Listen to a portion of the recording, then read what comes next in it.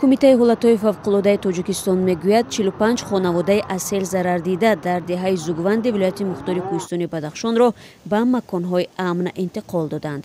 Рӯзи 4 август дар пайи гарм шудани ҳаво оби руди кӯҳӣ дар ин деҳа баланд рафта маҷрояш селро ба вуҷуд овард. Дар натиҷа даҳо манзили сокинон 4 километр роҳи аҳамияти байналмилалӣ дошта ва 8 гектар замини кишти картошка зери об монд. талафоти ҷонӣ ба қайд гирифта нашудааст.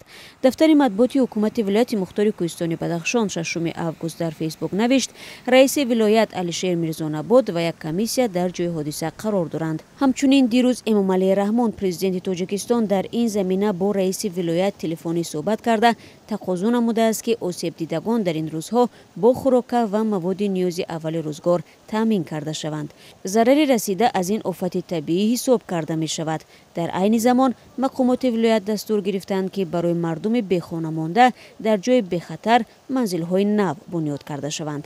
дар деҳаи Зугванди ноҳияи Ишкошим ки сел ба он осеб расонд, қариб 1000 нафар зиндагӣ мекунанд. ин рӯсто яке аз деҳаҳои дурдасти вилояти Мухтори Кӯҳистони Бадахшон маҳсуб мешавад. тибқи иттилои кумитаи ҳолатҳои фавқулода, офатҳои табиӣ дар 6 моҳи аввали соли 2024 барои Тоҷикистон қариб 131 миллион сомонӣ зарар расонданд. дар ҳамин ҳол маркази обу ҳавошиносӣ ҳушдор медиҳад ки ҳафтаи равон бар асари болоравии ҳарорати ҳаво ва об шудани пиряхҳо дар баъзе навоҳии тобеи ҷумҳурӣ вилояти Мухтори Кӯҳистони Бадахшон ва Суғд хатари омадани сел боқӣ мемонад.